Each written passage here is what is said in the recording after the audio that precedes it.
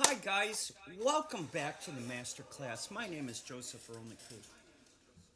And I gotta tell you, I love what I do. Hey, God, it's so fun. So today, I want to tell you how to get the perfect sounding smoother than the Eagles in 1975. I want to tell you how to get a sound that's as good as Pink Floyd in 1975. And you know what that means? That's the sound of money. That's the kind of sound I want. So, how did I get it? I looked into it. Folks, I got myself an education and I looked into it. I looked behind every curtain, every door, every deduction led me to the same thing. What is that 1975 sound? How? How did they get that creamy, dreamy sound? And not only did I figure it out, I figured out how to do it for free. Every single time. No phase. I have no phase issues. I started finding out about the issues and how to get rid of them. Phase was a big one. If you have zero phase, the signal is beautiful.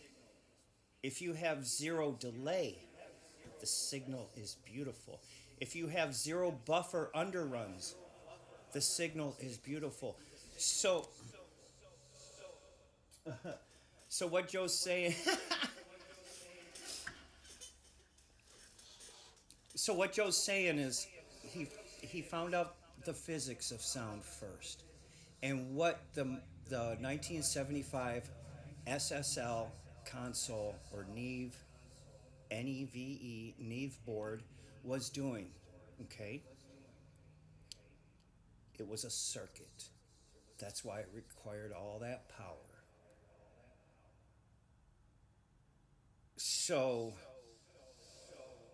then Joe realized they had to ramp that circuit up with a lot of power. Why? So it would lower the noise floor. Just a second.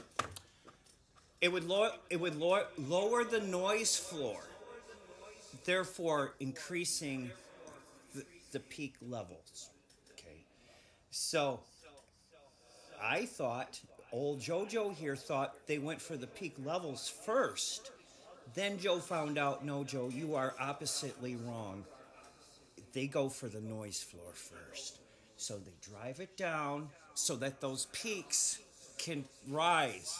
Now, the only way to drive the noise down on a 1975 console was a special circuit designed by Neve, okay? So they could ramp up that circuit, lower the noise floor, get the peaks high, okay? What else, Joe? Well, headroom. The difference or the ratio between the noise floor level and the peak level is called signal to noise ratio. That's the peak level, the signal, and the noise is the noise floor. So there's a ratio. The signal to noise ratio could only be about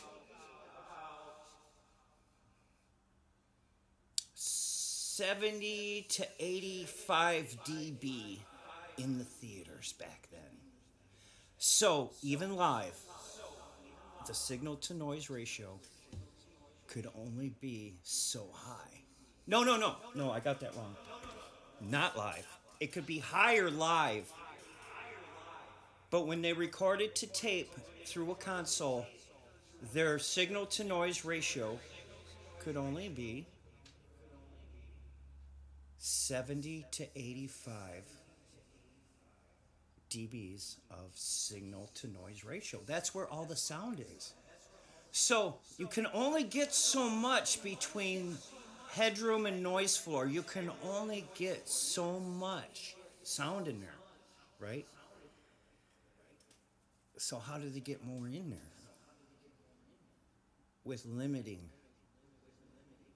peak level limiters would smush it down a little bit so you could rise it a little higher because the noise floor was already as low as you could get back then. But that brings us to today, folks. Nowadays, with this program right here, OBS, I can achieve 110 decibels of signal to noise ratio with zero delay, zero underruns, zero buffer, zero phase issues. Now, when you're starting out and your sound is already good,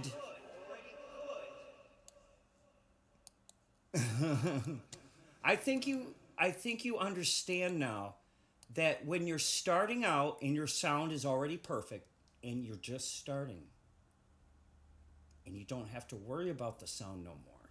You don't have to worry about a zillion tracks. Everything is cohesive and reliable and responsible from top to bottom.